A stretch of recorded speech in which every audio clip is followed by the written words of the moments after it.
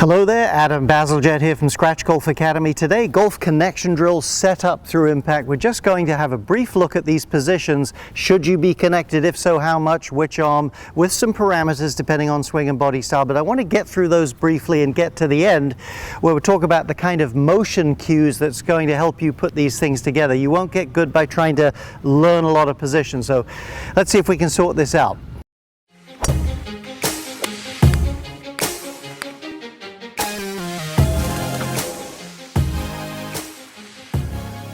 Briefly, if you're new to this channel, hope you subscribe, helps us bring you more free content.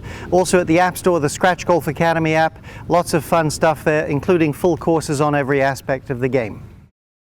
Rory McIlroy on the left here, you can see body engages as he takes the club away, and you can see his upper arms are in a very similar relationship to him as he starts back. Nothing crazy with the club head. There's Charles Howell from behind, and we can really see his right tricep, how it's pretty connected, pretty consistent to that point in the swing.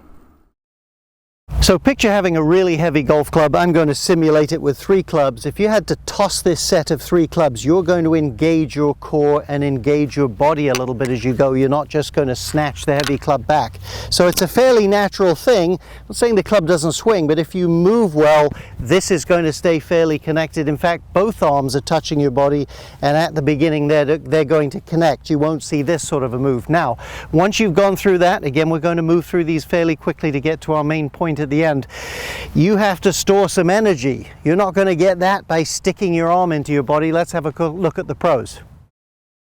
So back to Charles Howell there on the right. He's connected to that point. Watch at the top of the backswing. His right arm will ride up. That elbow should get more or less under that wrist. Gives you power, and as you can see, not a great deal of connection there. Now, if you look at Michelle Wie, there's her takeaway. She's a tall, slim lady. This is her younger years. And let's compare her very briefly with, say, Fuzzy Zeller.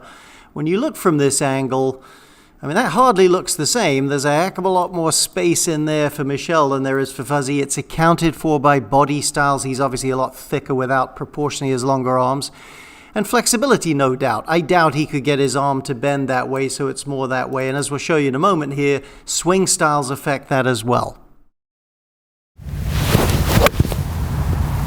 So that's my swing there. A little bit of a stiff swing, to be honest with you. But hey, listen, if you're going to be athletic, you have to create some space here. So that means this trail arm is not going to be that connected. Now, if you look at a Matt Kuchar, who's got a much flatter arm plane, it would be closer to connected than some of the more upright players that you'll see, but it's not going to be completely connected. The left arm, the lead arm, if you like, depending on which side you play, that should be fairly snug to the body, but it would certainly ride up the chest a little bit and slide up there, again, depending on your exact plane and your mobility. Okay, now for the start of the downswing, let's check the pros very briefly again. Tiger Woods on the right, Charles Howell on the left. So look at the space in his trail arm. Look how that gets closer to him in the downswing. You'll really see that with Charles here, really snug there. Certainly closer than it was in the backswing. You don't see a huge drop of his right side though. That is good dynamic loading of the club. Let's talk about that as we get outside. If you like these videos, by the way, have full sequential courses at scratchgolfacademy.com or on the app that you can take at your own pace and really build your own swing. Hope you check that out. Okay, as we get into it here, start of the downswing, I promise you they are not trying to tuck their arm in. If you skip a rock, you'll see that movement pattern.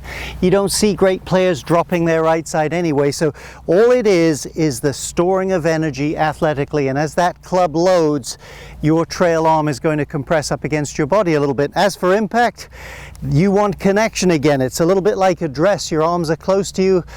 I'm telling you, the club's at high speed there. It's heavy. You've got to support the shaft a little bit. You want to feel some squeeze of your triceps up against your body at impact. So as we get into how can you work on this, first thing I would do, hey, you've got to find out a little bit about your body style and flexibility. Get in front of a mirror and just work a few of those positions. The takeaway is much more uniform, if you like. There's some differences in the look at the top, but not dramatic differences and so on. A little bit of load. But you really have to string these together athletically. Listen, I played golf for a long time and probably hit a lot more balls than most people. In my early years, I was always trying to put positions together. It didn't work very well, so I doubt it will work that well for you. Get into good movement patterns. patterns? Can I engage as I take it away? Can I store some energy at the top of the backswing? Can I be dynamic starting down? And hey, once I'm down there, can I firm up and engage myself at the hit? If you can work on those sort of things, you'll see the position start to show up. There's no great mystery about the connection. Hope this helps.